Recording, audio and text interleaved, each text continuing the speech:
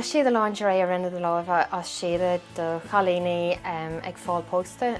Fuair mé féin agus Adrian pósta sa bblion 2008, chuir mé lán ag smaoinemh I gach aon rud chuid den lábhainise síos go dtí an rudaí is lú.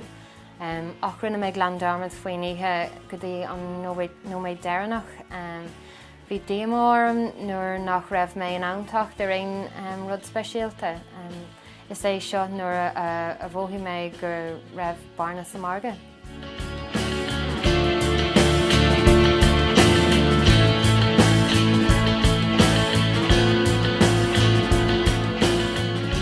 Seo léadí cinis siad ar ihe mór a bhí agrathe do deirteoirí nua ó Belfirste ar up-and-coming designers I mí dearg fór sa bhliain 2011 I seachtain Fashion Belfirste.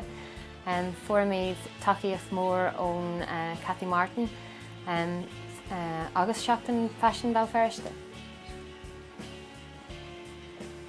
Caile mé le máisteachta in Aeronautical Engineering ó Old School na Banrína sa bbliain 2003.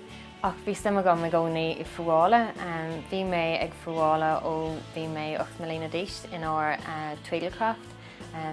nó chailech I Grisiar gon de Gilwantáin. When mé soltas mé bhí féin a chruthú nuair a bhí an tam agam.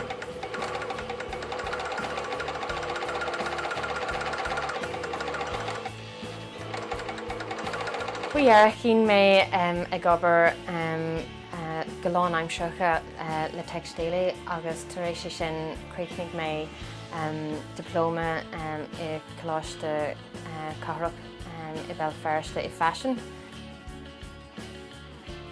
Bhíos agam go raibh mé chun special toireachta dhéanamh in éirí cinis as siada agus thuchtnig mé anam siad a lingerie mar go bhfuil míad cosúil le ransail.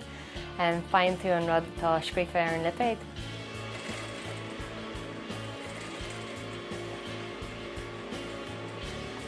An rud is fearr faoi mar nó féin a bheith agam ná bhfuil mé in ann ar a chuirt don na leanaí yoga agus mar nó a thógáil suas ag an am céine. Ní leor bailúchan bunatha as fashion sa látá nniu ann. Fáin mé ar anspráid as sean réalta Hollywood. Tá ár éadaí romansúil agus ní haon siad as fashion go Joe.